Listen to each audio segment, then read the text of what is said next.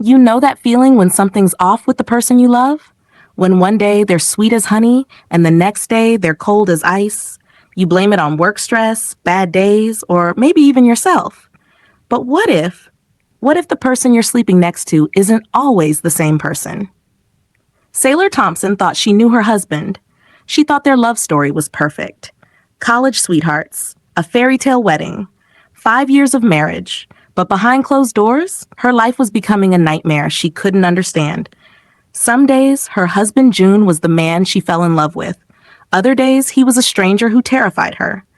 What Sailor didn't know was that she wasn't married to one man. She was married to three.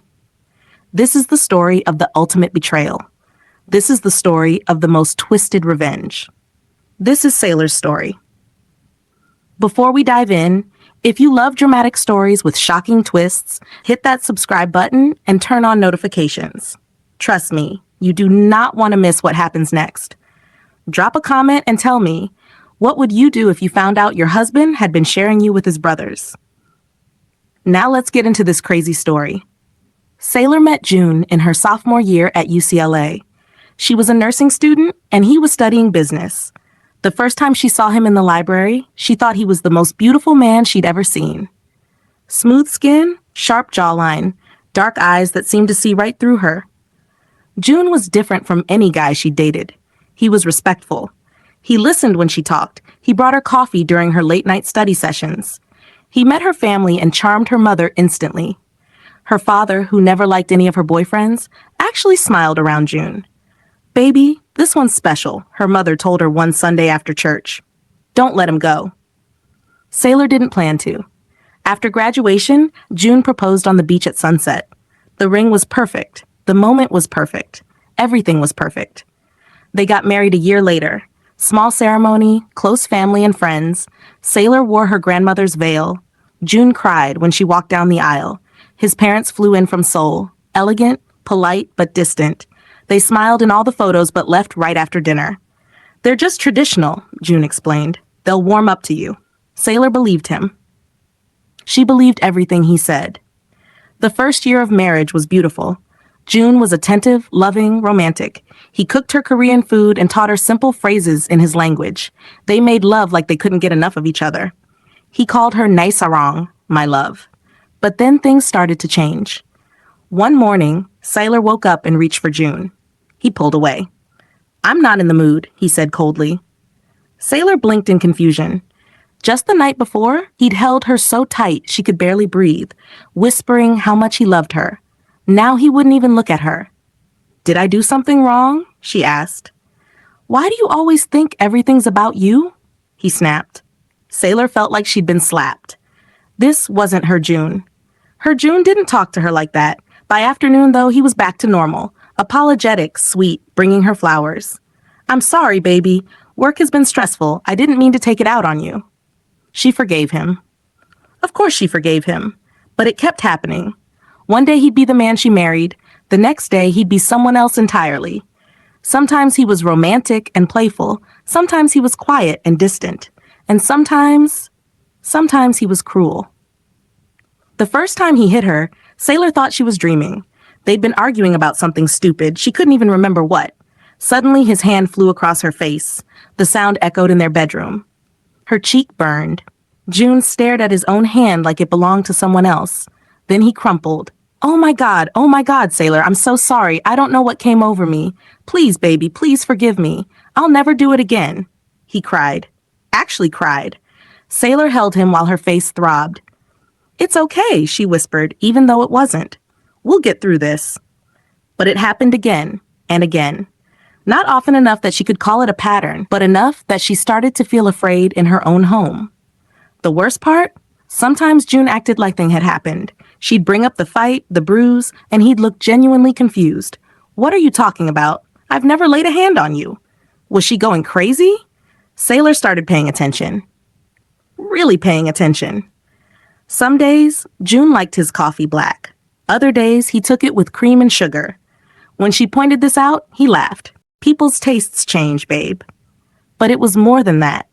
Sometimes he had a small scar on his left hand. Sometimes he didn't. Sometimes he knew exactly where things were in the house. Sometimes he seemed lost in his own home. One night, they made love, and it was passionate, desperate, like he was trying to memorize her body. The next morning, he was cold and distant, acting like she disgusted him. Maybe you should see a therapist. Her best friend Maya suggested during their weekly video call. It sounds like he might be bipolar or something. I suggested that, Sailor said quietly. He got so angry, said there's nothing wrong with him, that I'm the one with the problem. Maya's face grew serious. Sailor, you need to be careful. This doesn't sound right. But Sailor loved him. Even with all the confusion, all the pain, she loved him. She'd made vows, for better or worse. She just didn't know that worse was about to get a whole lot worse. Sailor grew up in the church. When things got hard, she prayed. But lately she'd been too ashamed to pray. How could she tell God that her marriage was falling apart? That sometimes she was afraid of her own husband? One Sunday, while June was at the gym, Sailor went to church alone. She sat in the back pew and cried through the entire service. Afterward, Mother Patricia, one of the church elders, approached her. Baby girl, whatever burden you're carrying, give it to God. He sees everything. Every secret in the dark will come to light. That night, Sailor got on her knees beside her bed. God, please, she whispered, show me what's happening. I know something's wrong. Please reveal the truth to me. She prayed until her knees ached. She prayed until exhaustion pulled her into sleep. 3 days later, Sailor woke up with a strange feeling in her chest. It was a Tuesday morning. June had already left for work, or so she thought. But that feeling wouldn't go away. It was like a voice inside her head saying, go to the house. What house? They lived in an apartment. Then she remembered. June had mentioned his family owned a house in Pasadena. He'd said it was being renovated, that they'd move there eventually. She'd only been there once, briefly, when they first got married. The feeling grew stronger. Go now. Sailor called in sick to work. She got in her car and drove to Pasadena. Her hands shook on the steering wheel. She didn't know what she was looking for, but she knew she had to go. When she pulled up to the house, June's car was in the driveway. But there were 2 other cars too. Expensive cars she didn't recognize. Her heart pounded as she approached the house. The front door was unlocked. She could hear voices inside. Male voices. Laughing. She pushed the door open silently and followed the sound to the living room. And then she saw them. 3 men. Identical. Sitting on the couch together. They all had June's face. June's body. June's voice. Last night was incredible, one of them said, grinning. She called me baby when we were in bed. I almost laughed. Don't get too attached, Minho, another one said. We agreed to share her equally. It's my turn tonight. The third one, the one who looked most like her June, her real June, leaned back with a cold smile. She has no idea. 5 years and she still can't tell us apart. It's actually insulting how stupid she is. They all laughed. Sailor's entire world shattered like glass. Triplets. He was a triplet. They were all pretending to be her husband. They'd been taking turns with her, sleeping with her, living with her, and she never knew. Every moment of confusion suddenly made sense. The mood swings, the different preferences, the way he sometimes seemed like a stranger. Because he was a stranger. 3 strangers wearing her husband's face. Sailor backed away slowly, her hand over her mouth to keep from screaming. She made it to her car before the tears came. She drove home in a daze, barely seeing the road. When she got back to the apartment, she looked at her wedding photos. Which one had she actually married? Did it even matter? The man she loved didn't exist. He'd never existed. It had all been a lie. That night, when June came home, Sailor was in the kitchen making dinner. She heard the door open, heard his footsteps. Hey, baby, he said, coming up behind her to kiss her neck. Sailor closed her eyes, took a breath, then turned around with a smile. Hey, honey, how was work? If he noticed anything different, he didn't say.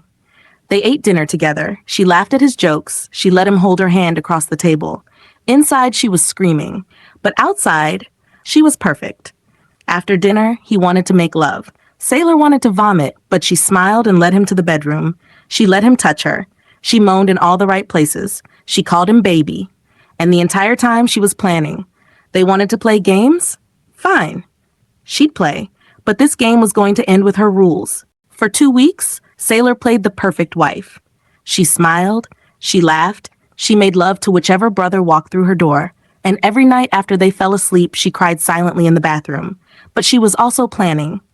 She bought a small notebook and started documenting everything, which June came home on which days, their different mannerisms, the cruel one who left bruises, the distant one who barely spoke, and the one who sometimes looked at her with something that almost seemed like guilt.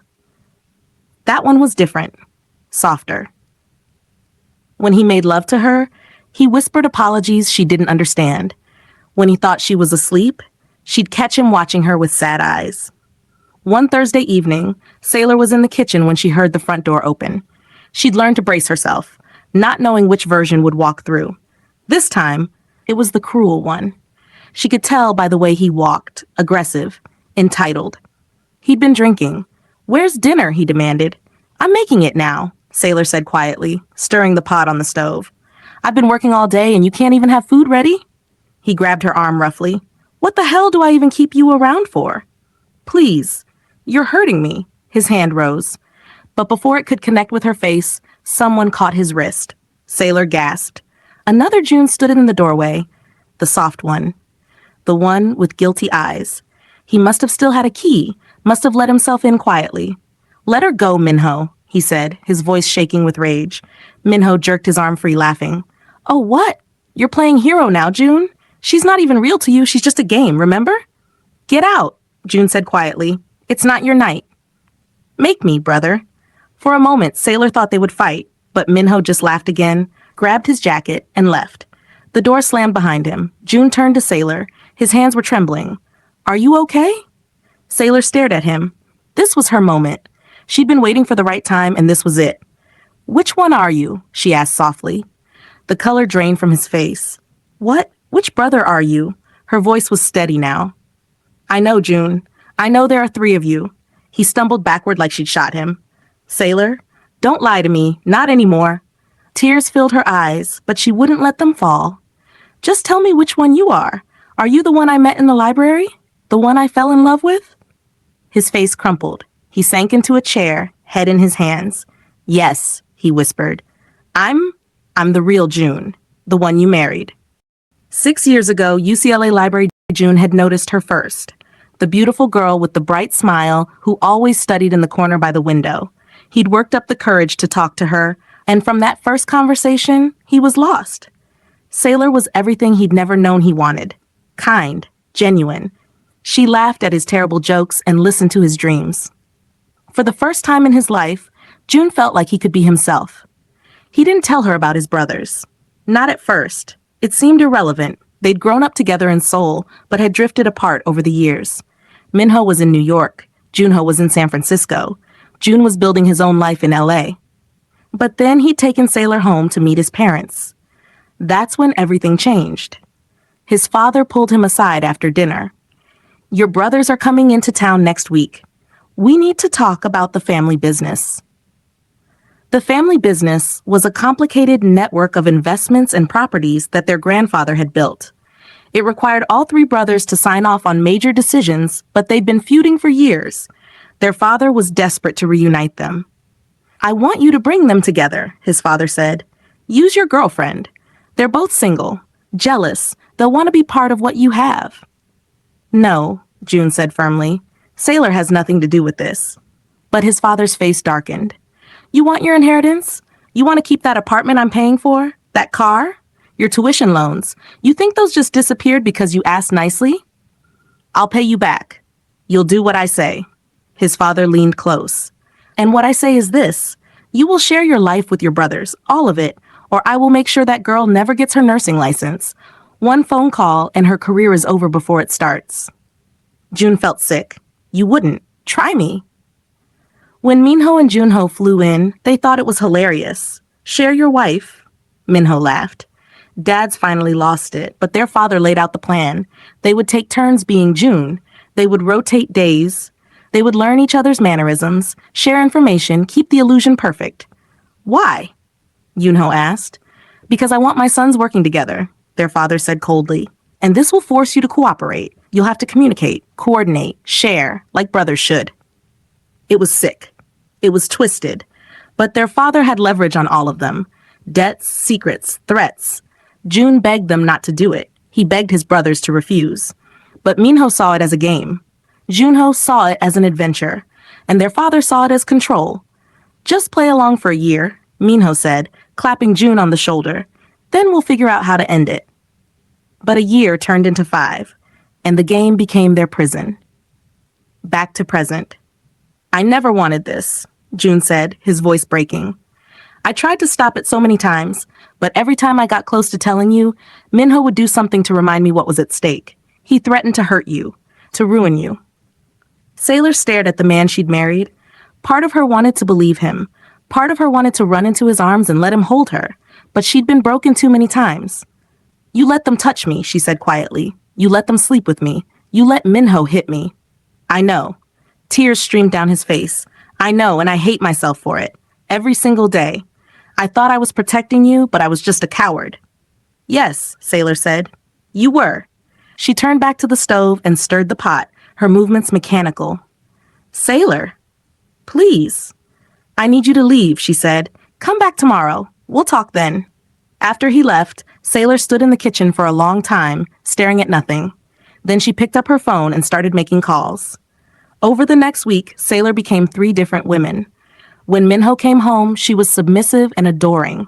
She told him he was the strongest, the most passionate. You make me feel alive in ways the others never could, she whispered in his ear. She saw his ego swell. When Junho came home, she was intellectual and mysterious.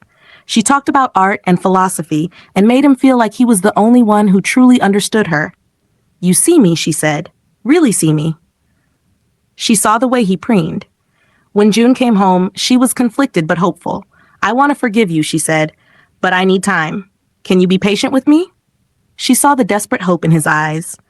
To each of them, separately, she said, I know you're not always the same person. I know about your brothers, but I want you. Just you. Minho smirked. Finally figured it out, huh? Took you long enough. Juno looked nervous. Are you going to tell anyone? June just held her and cried. I'm so sorry. I'll make this right, I swear. To all of them, she said the same thing. Meet me on Valentine's Day. There's a couples retreat park outside the city. I've booked us a private room.